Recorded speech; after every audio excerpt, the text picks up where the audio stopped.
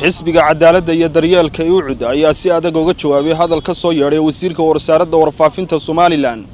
Maxamed Muuse Diiriye kaasoo sheegay in jabhadda uu hogaaminayo Cornel Caare ay tahay farac ka go'ay xisbiga wadani gudoomiyaha xisbiga UCD ee gobolka Togdheer Fuad Maxamed Furre oo si gaar ah ula hadlay Bulsha TV ayaa hadalkaasi nasiib darre ku tilmaamay wasiirka warfaafintu kelmaddu shalay tiri anigu ma bogin markaan hadaladiisii wax ka muuqatay maanta Caare cidda maanta lagu eedan karayo waa xukuumadda cidda ka gaabisana waa xukuumadda in xisbiga wadani lagu eedeeyo anigu waxaan u arkaa midaan meesha ku jirin xisbiyada mucaaradka iyaga waxba gacanta ugu ma jiraan xisbiga xaakimka kulmiye ayay u taalaa Caare sidii loo soo dhaweyn lahaa ee gacanta loogu soo dhigi lahaa ee loogu sameyn lahaa waliba in cafis loo sameeyo waa muwaadin reer Somaliland maanta kelmadda ay wili wadani baa ka dambeeyay waa farac wadani kamida aad iyo aad baan waa ayaan daran leeyahay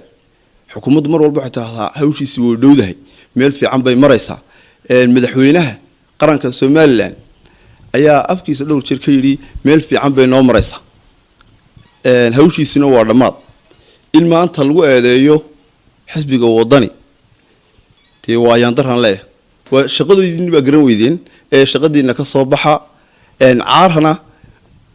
xukuumaddu marka talada qabsateen buu wadanka ka go'ay geesta kale gudoomiye Furre waxa uu ka hadlay shirweynaha golaha dhexe ee xisbiga UCD oo la filayo inuu 28 bishan ka furmo magaalada Burco ee xarunta gobolka Togdheer waxaanu sidoo kale dawladda Soomaaliya ku eedeeyay inay dagaal siyaasadeed ku hayso Somaliland shirweynaha golaha dhexe ayaa lagu qabanayaa 28 bisha 8 gobolka Togdheer magaalada madaxdiisa Burco ayaa lagu qabanayaa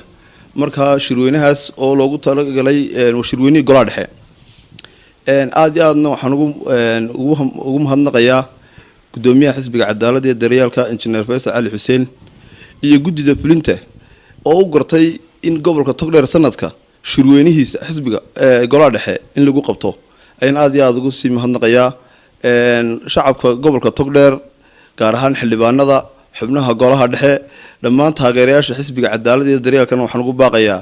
inay si fiican uga qayb qaataan ay u diyaar garoobaan sidii ay u soo dhaweyn lahaayeen